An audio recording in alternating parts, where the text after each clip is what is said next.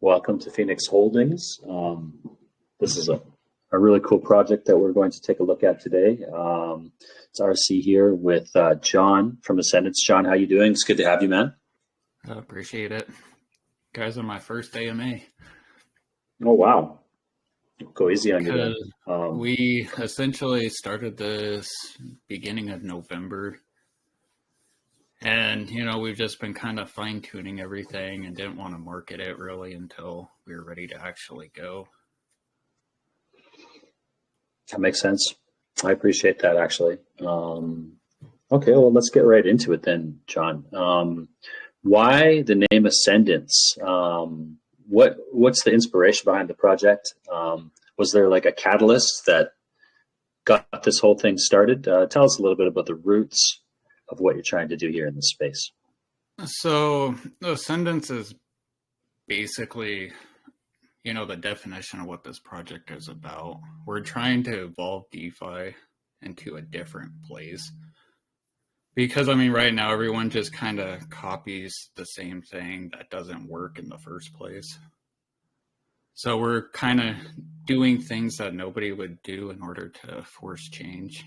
Part of the reason we're doing the 0% fee pad is, it's going to force everyone else to do the same thing.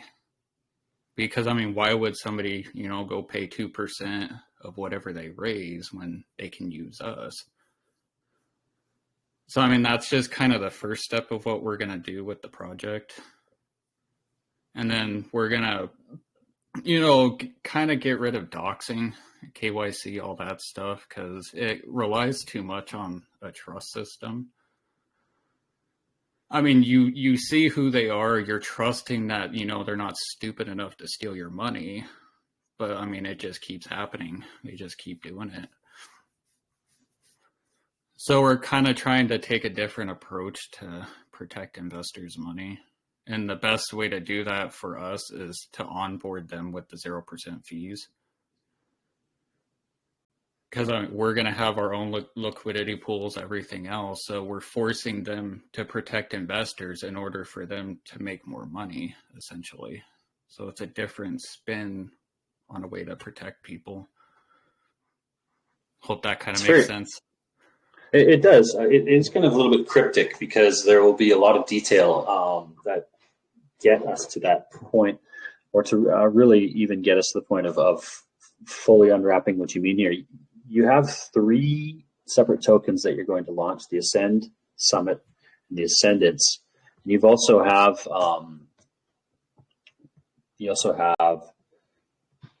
3 platforms: a swap, a pad, and a locker. And there's a lot involved. Then you have a full-on NFT collection that is going to kind of be a major key in all of this. And your NFTs aren't just profile pictures. They're utility NFTs that give the angel investors, as you would call them, the opportunity to earn money from the platform's fees. So there's a lot to unpack here. Yeah, we've been told that a lot. Yeah, we've been told that we have too much utility and it's extremely hard to understand. And I'm like, it's really pretty simple. Because I guess, development costs, it's not cheap to build what we're trying to build. So instead of us doing a seed round, giving away all this free supply or bonuses and stuff like that, we're essentially selling people 3 different tokens, doing it, 2 different launches for each one. So people are buying into the project more than the platforms right now.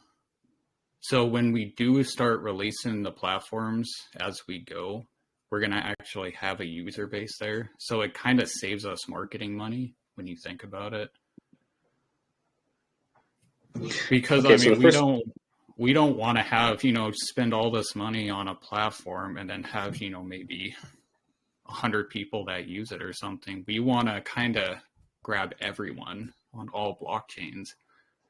So we want to scale it up with the complexity of the tokens.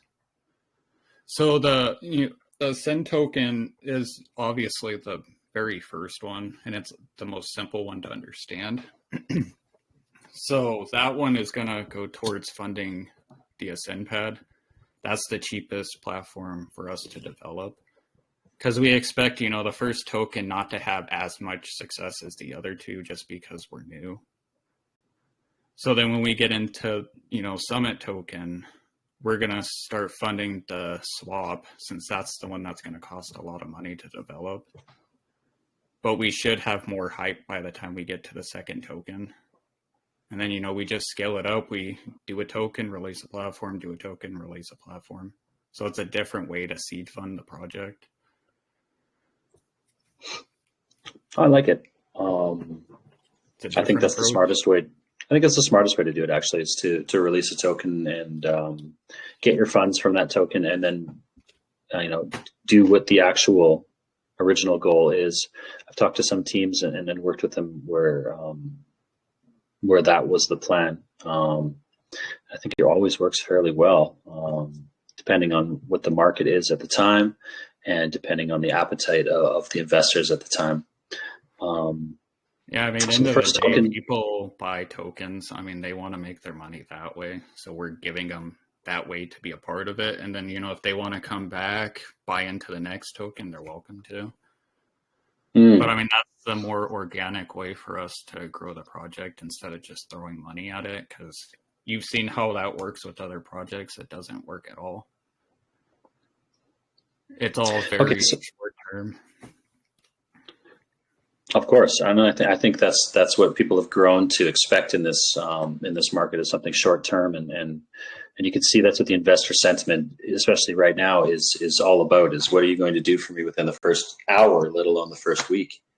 So that's kind of, I forgot to answer that question, but that's essentially what kind of started this project for me. I had originally wanted somebody to do this probably a year ago. And I just kind of sat around waiting for somebody to do it so I didn't have to. I got into the space for the degen part of it. I mean, you would be up at midnight, taking the gamble with whatever fair launch token it was. But then, over time, all the rugs started happening, and then the delayed honeypots is what really scared everyone off. So, I want that space to come back. And the best way to do that is to protect people at the contract level. So, I mean, it doesn't matter what the devs' intentions are, they can't do anything. So, I mean, that's how you bring investors' trust back, and that's how you start seeing real projects come back.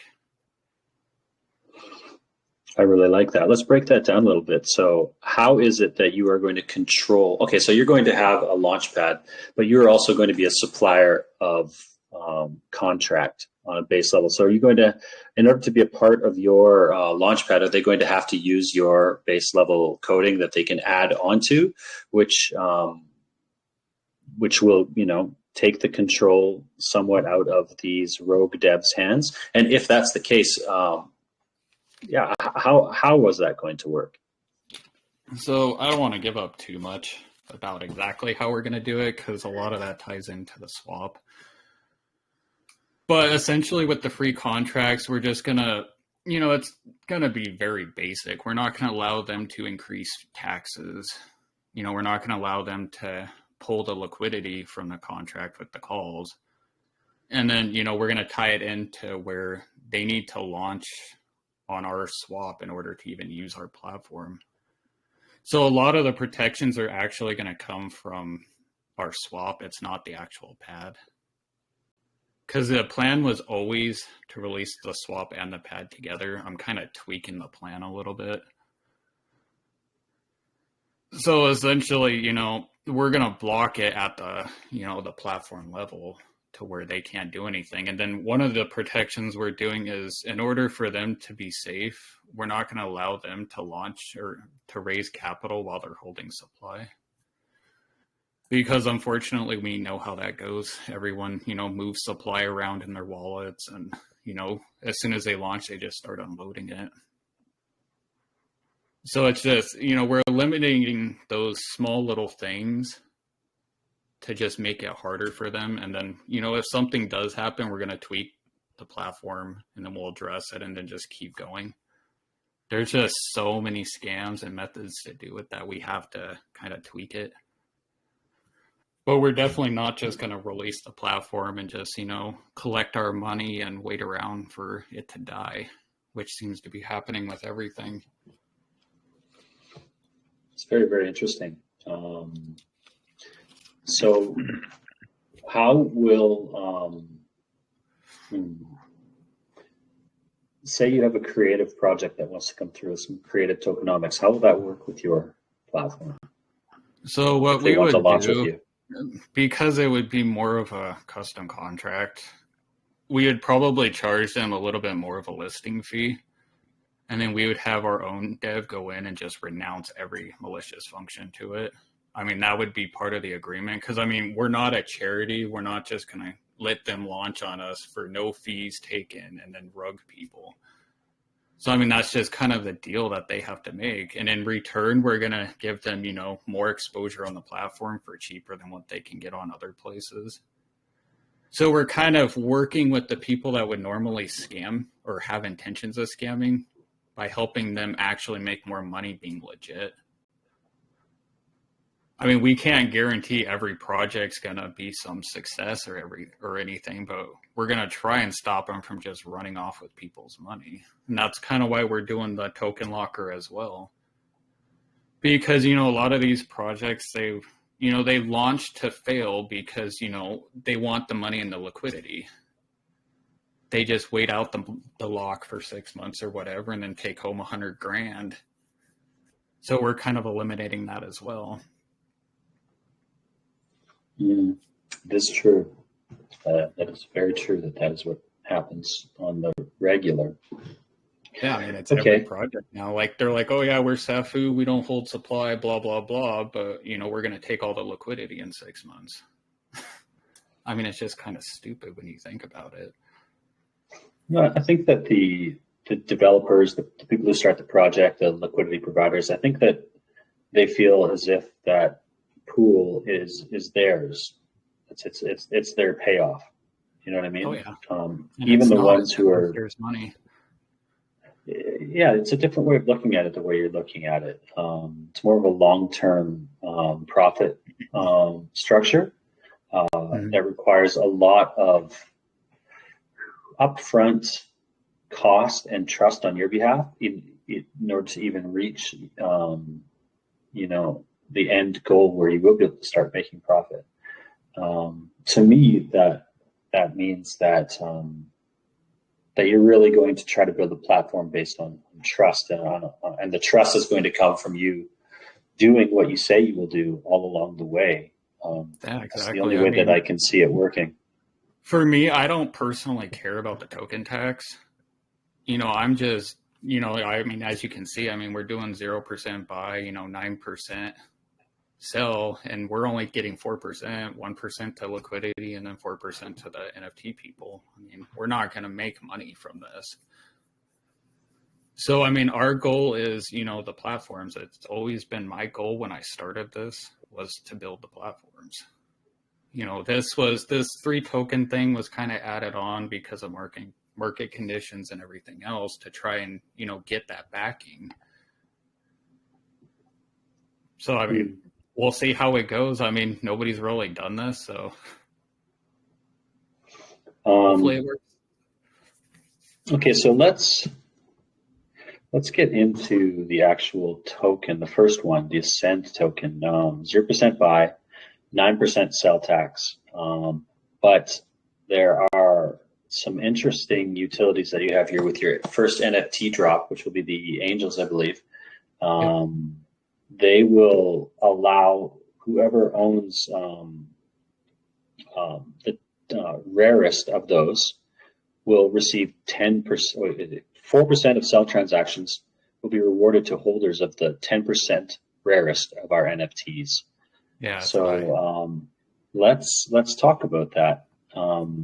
When will the mint be? And what will the amount of NFTs being minted? What is that number? And Uh, of that percentage, how many are rare? Or is it just the 10% rarest from the top, which makes it actually quite easy for investors to figure out? so with the NFTs, I believe, I don't know the exact rarity numbers because I haven't seen the metadata. It's all hidden from me. But it's around, I think the mix was around 80, something like that. That will be the 10% or something. Well, I'm trying to think. Sorry, I'm a little out of it. So the way we're doing it is, let me start from here. Let me pull up the website. I'm kind of confusing myself here. All right, so with the people who hold the NFTs 1 through 100, they're going to get half the platform revenue from Ethereum. And then from 101 to 200, they're going to get 50% of the platform from BSC. And then as we start adding multiple blockchains past that, we're going to add those to the additional ones. So eventually all of them will receive, the platform revenue. That's my goal anyways. So, and then with the token tax, it's probably, I think it's around 60 or 70 people for each token that we're going to do that are eligible for it to get the token tax. Because, we don't want to do it to where, every single person gets, a couple dollars from the tax because it's essentially worthless. They wouldn't even make enough to cover the gas fees. So I just kind of want to go away from that and make that the NFTs actually have some sort of value more than just, a picture. Because, the more they get going, the more people's NFTs are going to be worth, and then they can sell that. So it's kind of like a multiple investment approach for them. We're trying to drive up their value of their NFTs. So it's a complicated project, but it kind of makes sense if you just think about the logic of it, of what we're trying to do. I honestly love it. I love the how well it's been thought out. And to me, decentralized finance is not about meme tokens and like 1 hour of like moonshot, where the people on the bottom got there 100 times and the people who bought the top lose 90% within 30 seconds. Well, yeah. That was kind of why minutes. we did the sell limits with it. The final sell limits that are on the site and the white paper and everything may not be the final ones. I might reduce the top end down for the sell limits because it's kind of too high, and it kind of makes, people scared that the early people are going to dump them for huge sums. But that was kind of our goal because, how it is with tokens. The biggest issue is sell pressure. It's always been the problem. And everyone does these gimmicks, they sell their tokens for buybacks, which is stupid because it just creates sell pressure. Or they do, 48% tax to lock people in. So even if they do sell, they're down half their money. So, this is the most straightforward approach to protect new investors while encouraging them to buy it. Because, I don't know what the token's going to do. It can do whatever the investors want it to do. We're not holding supply on the token, so we're not going to add the sell pressure to it. Like, I want this to be an investor's token that will live on past when we move on to the other tokens. All of our tokens are built that way to where they're self-sustaining. Because, we don't want people to think that we're just releasing tokens to make some quick money and then we're just going to release another one and then just end the project. That's not our goal with it. The more people that buy into the tokens long term, it's better for the platform. Of course. Okay, let's get back to what I want to do now is I understand the breakdown of the NFT utility. I understand how the rarity will work somewhat. Maybe there'll be more information on that later. So, as far as the NFTs go, I think there's only 60 or so out of the 1,000 NFTs that don't have one of those rare traits in that bracket below. But they're still eligible for the top one that you're on now, the one around the angel.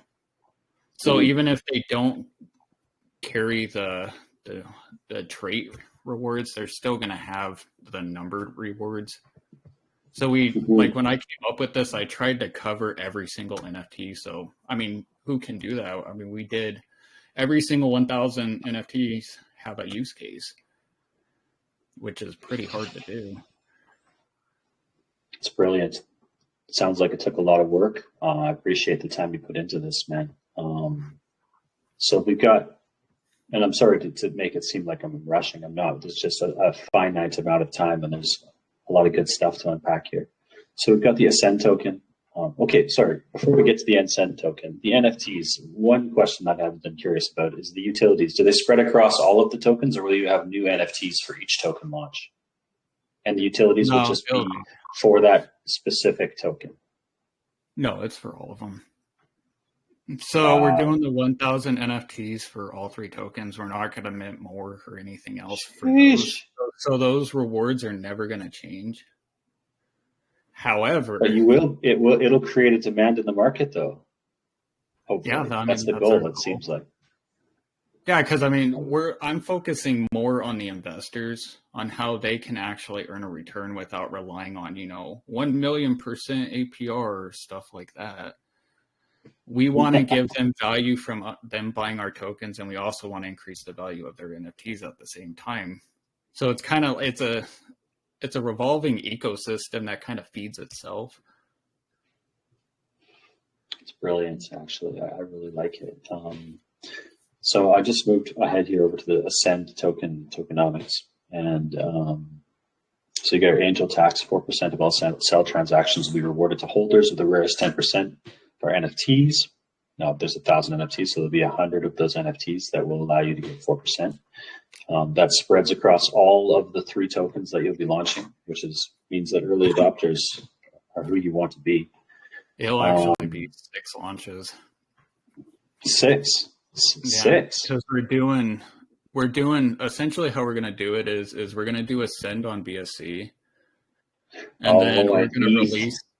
Yeah, then we're going to release the pad, and then we're going to release it on ETH. So it's like, we're doing 3 launches essentially for each token, because we're doing 2 tokens plus the platform for each one. Yeah, it makes sense. I love that. And wait a second. So those NFTs will receive the taxes from the BSC and the ETH side? Yep. That's how we did it. Dude. Okay. Because if you look at the circle, or go down to the traits and everything, right, you'll see it all there. So like one section will get, the BSC side of the token tax, and then it'll move on to the next rarity for the next token or the next launch. So we're spreading around the rewards to all 1,000 people. We don't want just, I'm the first 100, I get it all. We don't want to do it that way. Because at the end of the day, people are still buying our stuff. They deserve to get something from it. Okay, so this will be all of the NFTs other than the top 10% will have one of these circles that will be attached to utility. But the top 10% will always receive 4% of every launch, whether BSC or ETH. So they're a separate breed. We're moving it around. If you scroll down a little bit. So you'll kind of see the breakdown of the traits. So it's going to flip-flop back and forth for each part of the NFT. So, we don't want anyone to feel so left out. But, I mean, that's also part of the plan, because the way that they shift around, it's always going to create some type of secondary market, which is what's needed to drive the value up. Because we don't want people to necessarily just hold on to the very top ones and then never sell them and get all the rewards. I mean, it would discourage other people from buying into it. Somewhat. Does that make sense? It does, but I don't know if I fully agree with that. And of course, we can't expect to have a conversation and agree on everything. But I see, like, the top, say you have, like your bases, right? Well, your top ones, people are going to hold on to those for as long as they can until it becomes of a certain enough, good enough value for them to sell, of course, if they don't think it's going to rise anymore. But I think that the most rare ones always will be collector's items for the value that they produce. So I might disagree Well, with you see, on that one point. like I don't want people to think that the only value the NFTs bring is just from the token tax or whatever, because honestly, that's a very, very small part of it. That's why I'm not so concerned with that being the primary utility of it. Because what we're doing with the pad is we're not supporting whitelist on any launches, like at all. The only way you can get whitelist on the pad is through the NFTs, and all NFT owners hold it. So, I mean, we're not going to deal with the bots and everything buying it up and, them handing out whitelist to, 1,000 people to, dump on everyone. Like, we want our investors to be the floor for every project. So interesting. How will you keep them from selling? Now I see that this sell breakdown here on the screen that I'm sharing. If you guys are watching, you've got like a sell breakdown of the max sell per market cap. 0 to 1 million. You got 500, 1 to 5 million, 1,000, so on and so forth. Now, will this be for every person that buys into the token, or will this be only for the NFT holders that are going to be held to this? It's everyone. Okay.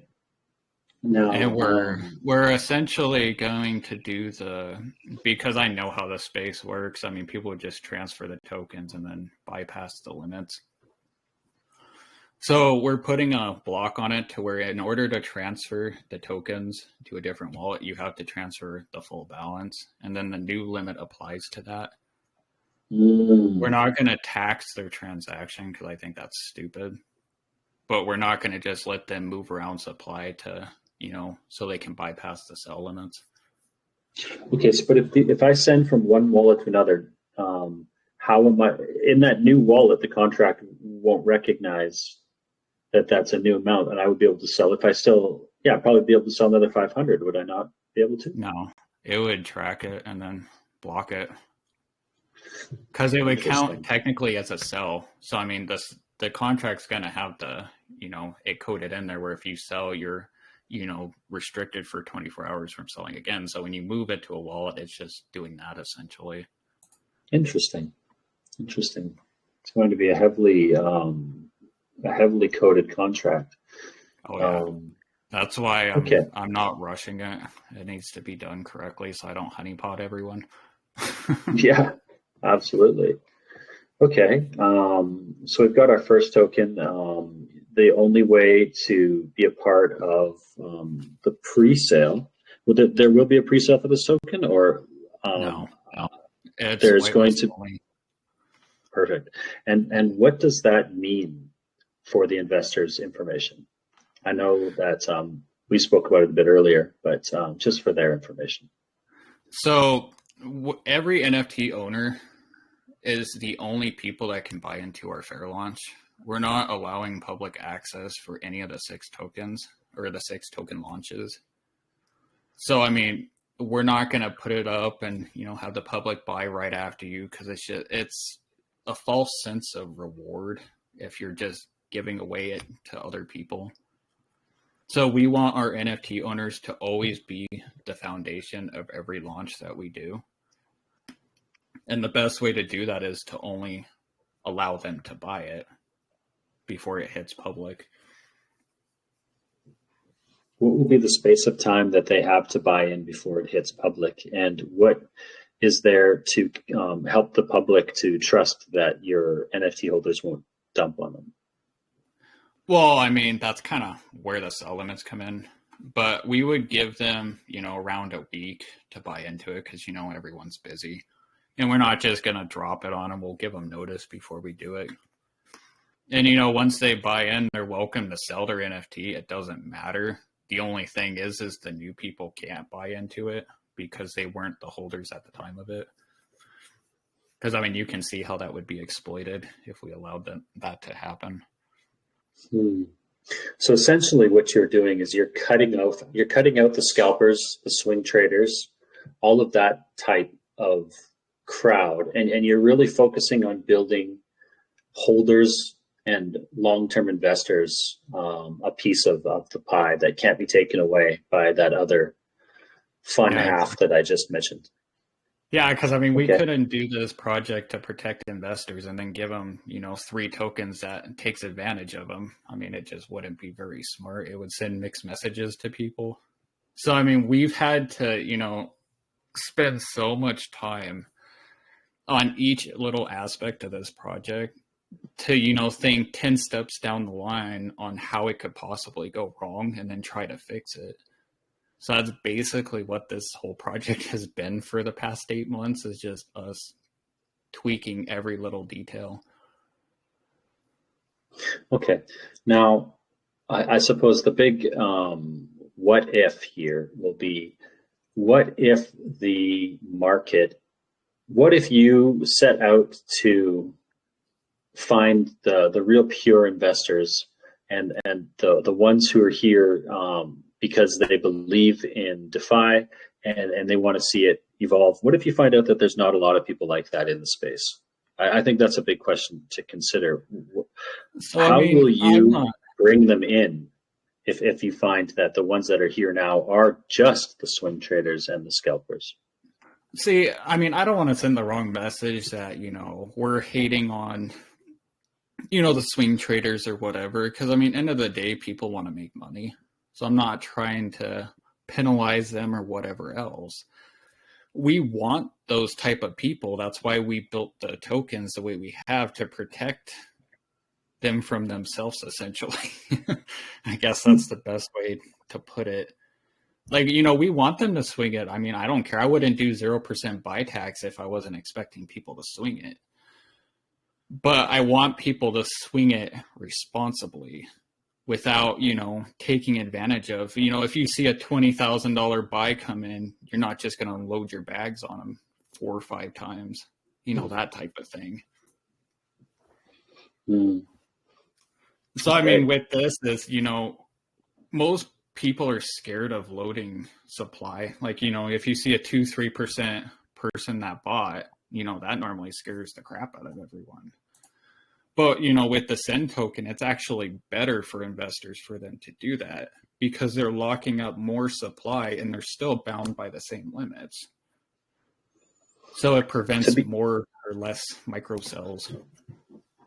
I think it's smarter too. I mean, to be honest, I think the addiction of making, $1,000 in 5 minutes is pretty heavy in this space. I mean, we all enjoy it when that happens. Let's just be honest. But the ones who have been here for a while longer and seen the trends come and go kind of get tired of that paper-handed mentality, and we long Mm-hmm. for something a little bit more mature and long-lasting. And I think with this sort of token, what can happen with a locking token is that your amount that you can take out every day eventually can be enough to feed you for the day, or to do whatever it is that you want to do for that day. You don't have to worry that someone's going to come and take out their $1,000 and trash the token, and then your earnings from that token cease to exist. It's a different way of thinking. I think that DeFi should be more along the lines of this. That this is the sort of token that can help people have a steady income every day, if you want to think about it that way, Yeah, based I upon mean, their it's kind of holdings. like staking without the staking when you really think about it. Because Absolutely. I hate this space because you buy into something and then you go to sleep and you're up and sweats every 2 hours thinking that they're gonna rug you, checking the charts. I mean, that's really what made me come up with the Ascend part, because I want people to just sleep, stop stressing out. If they need money, sell a little bit. So as we like I said in the beginning, with the sell limits, I plan to probably decrease the top part down because I think it's a little too much. You're gonna wake up seeing a 50,000 sell or something, and it's kind of too much. Hmm. Okay, so I think that the best way to go about finishing off this AMA would be to say that the the best is yet to come. You've got your swap, you've got your pad that's coming, but right now the focus is on the Ascend token launch, which will be only available to be purchased fair launch style for the NFT holders, of which you're selling 1,000 NFTs. They're the angel NFTs, and each of those NFTs has a unique, not each, but like 1 to 100, 100, 1 to 200. So each batch has a unique utility that will give the holders of that NFT some sort of privilege when it comes to receiving passive income after the token launches. The token will be available to the public, I think you said like 1 week after the fair launch starts, which is interesting. Why did you choose for it to be so long of a time? And do you think that might that you might need to spend more marketing money when you market it once to the holders of the NFTs and then to the public, or maybe your NFT holders, you won't really need to market it to them because they'll already be aware because they're part of your social group? So we're not opening, we're not going to have the mint for the NFTs and then immediately start fair launching the token, because that wouldn't be smart. So we're waiting for the NFTs to mint out so we can get all the whitelist and all that stuff, because we need people's wallets to do that. So we're going to mint out. It's going to take around a week to code the token and then a week to audit the hell out of it. So, and then after that, we'll give it a week for them to buy it. But during that time, we're going to be hitting the marketing for that launch. So, I mean, it should hopefully drive the demand up for the NFTs, because people want to get in. Because if you get in at the ground floor of a token with these limits, I mean, you could 10, 20x. I don't want to promise people numbers because I think it's stupid, but I mean, you can see how it's going to fly. I agree. I actually really like locked tokens. I think that it's the type, at least for my style of investing, I don't want to be the guy who's watching the chart every single minute sweating. I've got other things that I want to do, like raising kids. And I mean, we're also giving them the safety of us not holding any of the supply, so that also helps. It's a beautiful thing. I think that what we can do is something that I like to do in the AMAs that I host. And what I'll do is I'll get you, now this won't be financial advice or you telling the investor what to do, but more just advice on your end from a person who understands this process intimately and therefore has the greatest insight. If I'm coming with my 5 BNB or my 10 BNB or even, my half a BNB, what is the best process that I can take as an investor starting from today to really take advantage of your project and your upcoming platforms to the best that I can with the money that I have? What would be your advice for that investor? So, I mean, if you're planning to spend, maybe a couple $100, I wouldn't really, it's a tough one. Because, I mean, you could buy the NFT, resell it when the demand goes up. That's one way to maximize your money. Or you could wait for it to hit public launch and then buy the token. But I don't really want to force people to buy a token at the top and whatever and feel bad if it did something. But, I mean, if you were more of a higher investor, I would personally buy more of the NFTs. And then you can do with those as you please. You can buy into the token or you can sell them to other people, give them to your friends, whatever. I think the NFTs are the biggest part of the entire project. It doesn't matter what the tokens do, the platforms are what's actually going to generate the most money for people. And I mean, excuse me. So with the pad, I think the biggest value for the NFTs is getting into every single launch you want. I mean, it can't be rugged, or we're hoping they can't. So, I mean, you're going to set the base floor to every single project that's going to launch on it. So I think, to me, that's where the real value is, because it gives you the ability to keep investing and then making more money. So that's where my value would be, is the NFTs. I agree. And so when are the NFTs launching? Indeed, have they launched already? And how do we purchase? Will it be at a sort of a central marketplace, or will you be having your own marketplace? So the NFTs are essentially finished. We have the contract deployed. We have all the IPFS data. We have it randomized right now until it's minted out just so people can't manipulate it. And then as you're booting up right now, we have our own DApp to mint them. And then once we reveal the metadata, we're going to allow people to check the rarity, and it's just going to pop up showing them what exact reward they get from their NFT. Because, I mean, that's kind of with how many utility we have with ours, it's very important that we give them something to even check it. So, and then once we mint that all out, we'll keep this up for people to check their things. This is where they'll go to claim their rewards. We're not making them stake it or anything else. If, there's 60 people that are eligible for the reward, the pool will be split 60 ways. I mean, it's the best way to do it. And they get the full pot every week. And then they can do with it as they please. But as you're saying right there where it says 203, that's the test contract. People can go. Okay, I'm thinking to myself, geez, I want to be really... But yeah, it's just the test contract, so we can test the DApp and everything.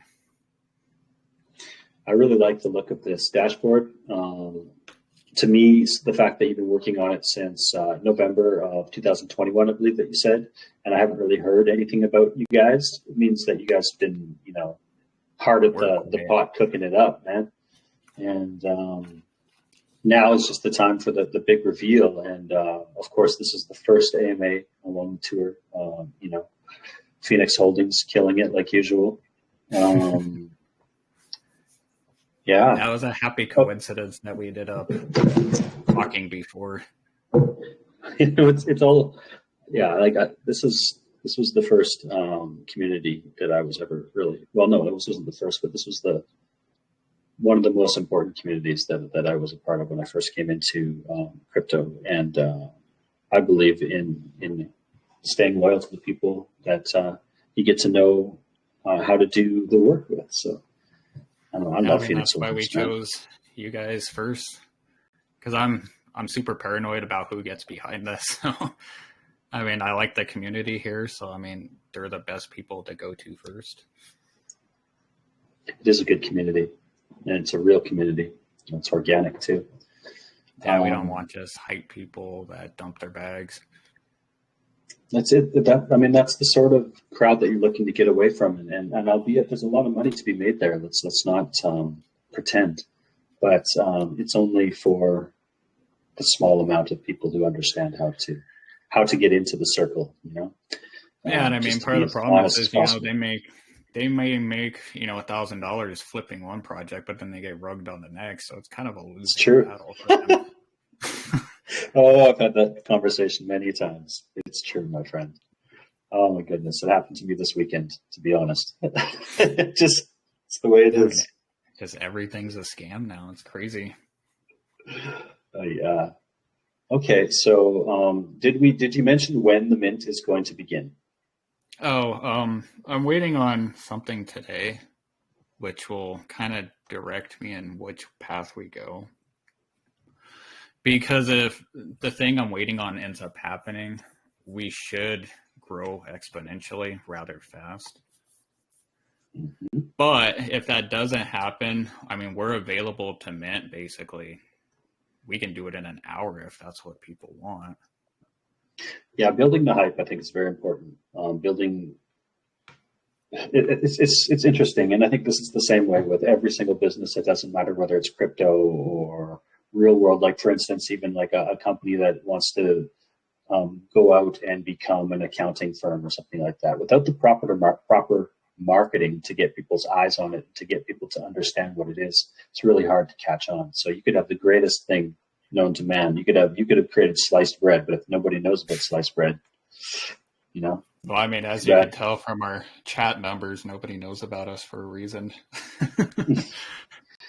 We're Yeah, just so kind of now's the staying time low. to, yeah, I think you guys are doing the right thing. You're getting yourself in front of the communities. You're being upfront and honest. And when the time is right, the minting will begin. And I think that it's important for people to understand where they can place themselves to know when the timing will be right. And I'm guessing that's on your Telegram. And do you indeed have a Discord? And how can So people?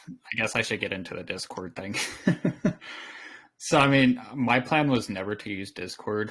What I'm actually going to do that's not on the roadmap or anything else, which is part of the Angel NFTs, is we're building essentially a Discord without all the nonsense. So it'd be more like a hybrid of a Discord and like a Reddit type thing. But that's more of something we're doing in the background. And then that's where we're going to move all our community over to.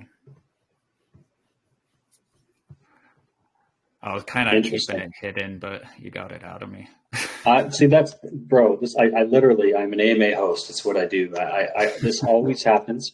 Every single AMA that I have, there's questions that I zone in on because there's not complete answers in the white paper, and those questions are usually not there because you don't want us to know them yet. So my bad. Yeah, I mean, if people actually knew what I was doing, I mean, we would just have a book of utility. So we've kind of kept it to a minimum, just a general overview. But I mean, I would say what's actually listed on the site and the white paper and everything is maybe 20% of what we're actually doing. So, I mean, if you look at the space and anything that you don't like, I probably don't like either. And I'm going to try and find a solution to it. So that's why we're called more of a project than just, a name. Because we're never going to stop evolving everything. We don't just release the things, complete the roadmap, and just sit back, collect money. No, of course. I think that's the antithesis of what you guys are trying to do here. And that's what catches my attention is it's something you were attempting to do what a lot of us wonder will ever happen, but none of us make happen, which is to try to evolve and mature the space. Yeah, I mean, that's what DeFi is. It's supposed to be. And granted, I mean, maybe I'm a bit impatient. DeFi is 3 years old. Maybe a little bit longer, but mainstream of 2.5. And so maybe we're being a bit impatient. It seems like 3.5 years is a whole lifetime. Yeah, I mean, it is, but I mean, that's kind of why we're doing this. I mean, it's like eventually somebody's going to do what we're doing. So why wouldn't we just do it? Why are we going to wait around, hating the space and all the things wrong with it and then not do it? Yeah, I mean, it takes some guts. Oh, you have no idea how much people hate us. Yeah, of course, it's guts. Now the next step is to onboard and educate, and this is definitely a great part of that process. I haven't even opened up for questions yet. Oh my goodness! So I think, are you ready to open up for some questions now? Oh yeah, bring it on.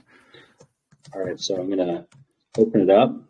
Please ask your questions for the team now.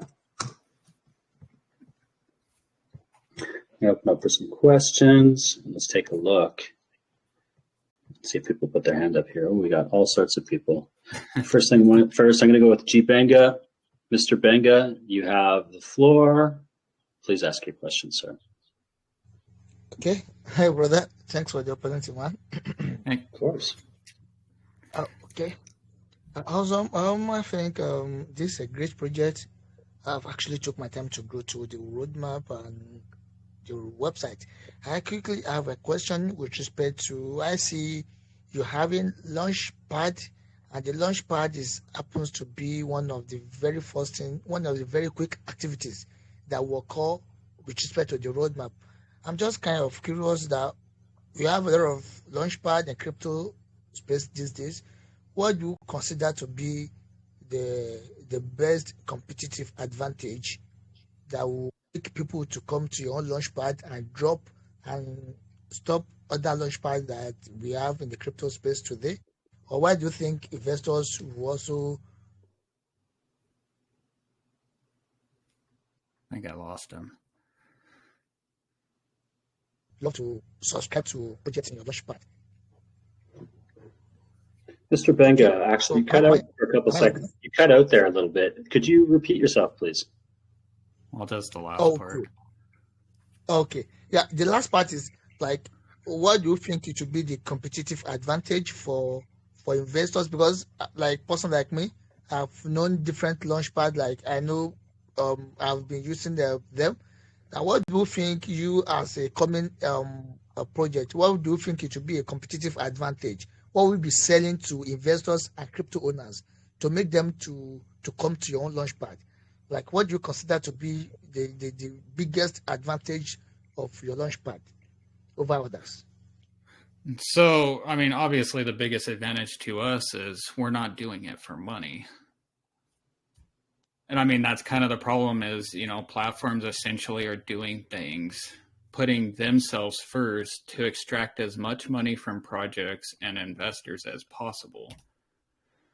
So with us, the 0% fee pad is going to onboard countless projects, which helps our investors because we're protecting them by getting these projects to us instead of onto another platform where, they can take advantage of them. So the pad is essentially just an onboarding platform for us. We're not doing it for monetary value or anything like that. The only way we can force change in this space is to get people to us. And the only way you can really do that is by giving them something nobody else can, and that's not taking money from them. Hope that answered your question. Oh, actually, sorry, this is strange. You mean what you mean by you're not doing it for money? You mean if any crypto like person like me, if I have a project to launch, coming to your launch pad, you will be doing it for free? See, that's the common misconception with this is, obviously we're going to make money, but we're not making, pink sale money, making millions. This is a long-term project for us, and I would rather have a smaller piece of the pie for a longer period of time for us to continue our growth. I mean, that's how you should do it in this space. We don't want to just take fat sums of money up front because where's our incentive to keep going? Then how do you want investors to trust to trust your launchpad then? Because you need funds to actually carry out some activities in project. Probably you need funds for KYC to verify the projects that will be coming to your platform. We're Then not how do doing you want investors KYC. to trust your project? So, I mean, that's where the NFTs come in. The NFTs are essentially what's funding us, not the tokens. The tokens are to build the community for the platforms, much like the pad is to build users for the pad. So we're not taking large sums of money doing what everyone else does with the tokens. I mean, I could give all the tax up to investors for the tokens and it wouldn't bother me one bit. Because the NFTs are what bring the value. That's why I said they're the most important thing, because it's essentially your voting rights and only entry into the platforms. Okay, I think that is great. Then are you considering other communities with respect to your project? Like other communities, or I mean by other languages spoken community, to give them the awareness of this great project you're having? Because it's economizable. A lot of people would love to vent into the project. Then what are you doing with respect to the community awareness, like other languages like that? Well, I mean, that's something we're going to consider now, but right now it's just not something we're going to do just because of the time for it. But I mean, eventually we're going to have a full team to handle everything. We're going to have videos going over every single thing, just a complete guide for all of it. All right, I think that's great. I wish you best of luck always. Thank you, Harrison, brother, for the opportunity as always. I always appreciate it. Thank you, boss. Thanks, man. Great question. Okay, so let's get to the next question here. Maybe I will take a question from the actual chat. Let's see here. Douglas, his first question here is concerning the DAO. He says, in general, most DAOs suffer from having the right infrastructures for reporting, treasury management, governance, payroll, communication, identity management, etc. And without the right infrastructure to handle these duties, many DAOs lose members and eventually fail to gain traction. What strategies will you and your team take to handle and maintain these DAO structures in order to not lose your investors' interest? So we're not doing a DAO the typical way people do DAOs, because I think there's just too many problems, like he said.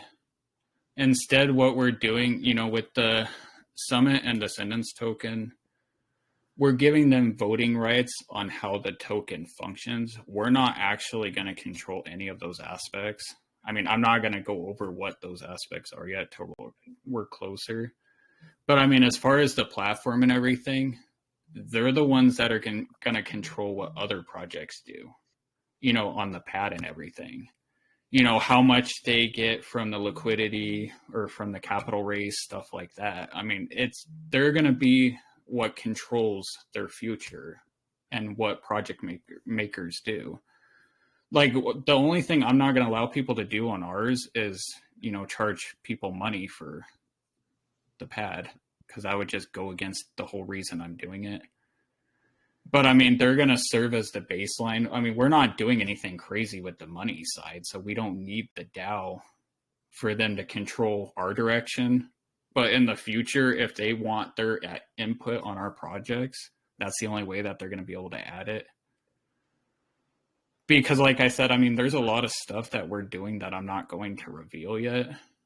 Like exactly, with the NFT project, which we didn't get into. So, I mean, they're basically controlling the platforms as far as that goes. So when we do the NFT platform, they're controlling what NFT projects do and how they get paid, stuff like that. Because our goal is to change DeFi. We don't want people just focusing on us. We want to change the entire space. So the DAO is for projects, like all of them. So it's a different approach to doing a DAO, if that makes sense. No, absolutely. I'm just going to try to get through a few more of these questions here. Let's see here. This seems to be a pretty popular topic here. Francis says, for the Ascend pad, there will be charges for listings. So will it be charged in native tokens, ETH, BSC? Also, will there be reduced charges for Ascend holders to list? And he also says the people nowadays are thinking more about security. As you have 0% fees and free contracts, people will think it will compromise their data.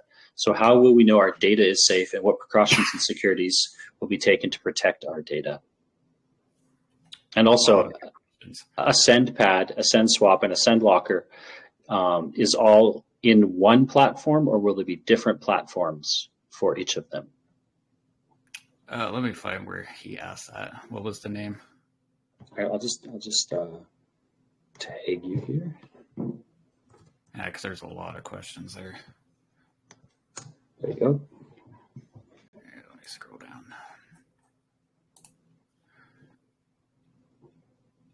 So what we're doing is we're charging a stable coin for the list for projects, because it's the easiest way for us to split it down the middle with holders. So I mean, say we charge people $500 to list their project, $250 will go to us, $250 will go to the NFT owners. And then we're going to do the same thing with the marketing, which I'm not going to get too into on how we monetize it. But we're going to essentially just charge a flat rate. If people, are trusted and their contracts aren't going to rug people, we're going to give them a discount. Nobody else can market with us or anything like that unless their contract meets our standards. I don't care what they look like or anything like that. My focus is at the contract level.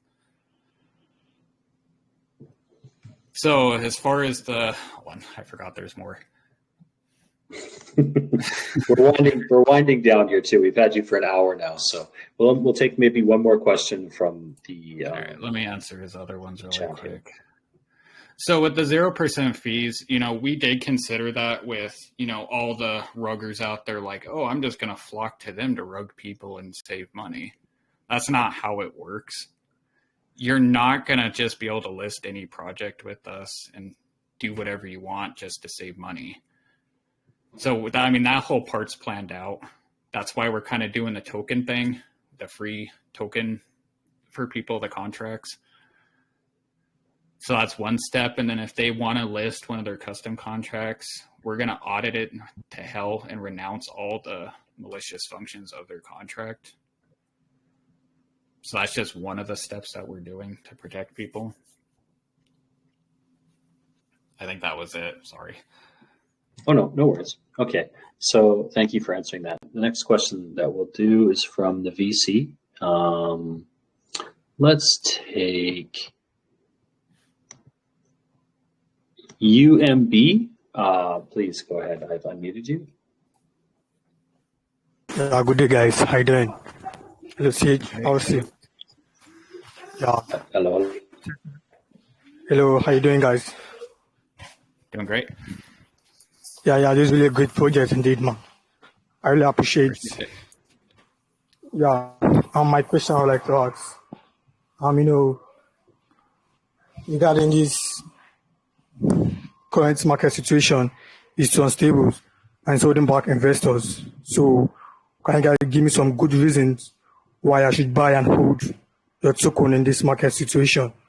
And also, why should the token holder keep holding on to your token in this current market situation? Hope we get out. Oh, yeah. I've gotten that question a lot. So, in my opinion, these market conditions are only scaring people that don't have a good project. Maybe I'm wrong, but that's just how I feel. Like, our NFTs are worth whatever people are willing to buy for, and market conditions doesn't really matter. All we can do is drive up the value of why you would want those NFTs. And then all of our tokens are paired to a stable coin. So, I don't really care what the market does because we know what we're doing and people still want to invest. They just don't want to invest in things that are going to lose them money. Hope that answered that. Yeah. You got it correctly. Yeah. I really appreciate it. Thanks for the opportunity, man. To the movie. Wonderful. Thank you so much. And then I'll take one last question here from the chat. It's from Aaron Ryan. It says, we realize that partnerships are a very important factor in a startup project. Who will be the partners of this project? Are you able to provide any details about them? And what will be the benefits of the relationships of those partnerships? That's a pretty nosy question, but it's a good one. Yeah, as you know, that's kind of how we met. I'm reaching out to people that can benefit our project long term. I don't want just money because we've had offers for money to buy bulk supply and stuff like that, and I've turned it down because it harms the project long term. So the way that we're doing partnerships, the ones that the things that I'll actually share is we're going to build a network of people that all feel the same way that we do about this space and are tired of, investors, project makers, everyone else being taken advantage of. So this isn't just, a couple platforms and then we're done. We want a whole entire network that's going to help build up real projects, whether it's from VC firms,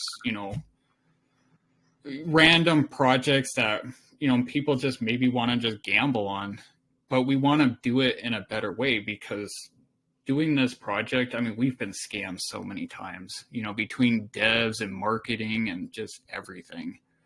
So, there's a big need to help projects get off their feet the right way. And that's where the angels come in is, they're going to have the ability to back these projects. So that's where the forums and everything else comes in, is we want our investors to be the foundation of every project. We're not doing this just to be another pad or another swap. We want to be the change that forces people to do the right thing in this space. Kind of a long-winded answer, but It's beautiful. I think with that, we'll close up the questions, and I'll give you the floor now, good sir, to close up with anything that you would like to close up. I know that we didn't cover everything, but your project needs a good 3 days to cover everything with each launch. And but I think that we did cover what was important, and which will traverse all 3 of the tokens and have utility for all 3 of them, which is the NFTs. I think that's the most important thing to focus on right now, and that's the thing that will have opportunity to buy soon, are the NFTs. So if you're listening right now, it would do you really well to go and look at the website, look at the white paper, and really get yourself acquainted with the utility of the NFTs, and just kind of understand what the project is altogether, and grab yourself an NFT. Not financial advice, but if you believe in this project, you're going to want to grab an NFT right away. So, sir, go ahead, take the floor, and close up for us. so I just want to give a basic overview of the project in case people didn't get it. So we're doing this mainly to protect investors. Somebody needs to do it. Nobody has done it yet. So we feel it's our, I don't know how to word it. Like, it's our, you know what I'm trying to say? Like, we're the ones that need to do it for people. Your duty. There you go. Sorry. You can tell I'm not feeling good. So, we want to build this entire project around on maximizing the value for the people that invested in us. And the reason nobody is doing that, because it requires them to give up so much money back to the investors. So, we're fine taking a very small piece of the pie if it leads to bigger things and then long-term growth. So, the tokens aren't just meant to, make quick money, release another, make quick money. These tokens are for the investors' benefit, because the more people that buy it means that they make more money. And then when the pad comes out and the platform, everything else, they're going to make more money doing it that way. So, we're just trying to maximize value to the holders. That's my main goal with this. So, I'm always open to feedback. If people think there's a better way, let me know and we can tweak it. But we just can't tweak things that hinder the project. So, anyone can talk to me if they feel the need, go over anything they feel worried about, and we'll try to fix it. That sums it up. Well, that's beautiful. So I'm going to be keeping my eyes on your socials to know when the NFTs are dropped, and any upcoming information that might be pertinent to investor who is interested in this project. If you check out the pinned message for this AMA, you'll see the socials there. And thank you so much for coming to Phoenix Holdings for the first AMA. It's an honor, and just wishing you the best as we go forward here. And I know that you're already kind of a part of this community. You've been chatting it up, and you fit just right in. And so I'm sure that you'll be letting us know what's happening along the way here for people who are mainstays in this community. Yeah, I appreciate you guys having us. I was kind of nervous about doing the first AMA, but I think it went good. Hey, man. Not too many angry people or anything. No, angry people. No. Yeah, because we're expecting to kind of, rub people the wrong way with the no fee pad. So. Nah, bro, that's not how they do it. They don't do it in public, bro. That's all it'll be DDoSes and whales buying on the bottom and dumping on the top. Heads up. Well, but yeah, true. But that's the space we're in, and it's kind of like the Wild West, and it's a completely free ball game. So all all strategies are allowed. So welcome to Yeah, DeFi, anyone who didn't know that. we'll see how this all goes. I mean, it's going to be interesting. I agree. And so just for the sake of time, we'll say thank you for joining again. Take care. Hope you get better, man. Get some rest. I know you're probably not going to get any rest because, people who are making projects don't sleep very much. But thank you again and take care. And I'm sure we'll speak to you soon. I appreciate your time. Take care. Bye-bye. You too.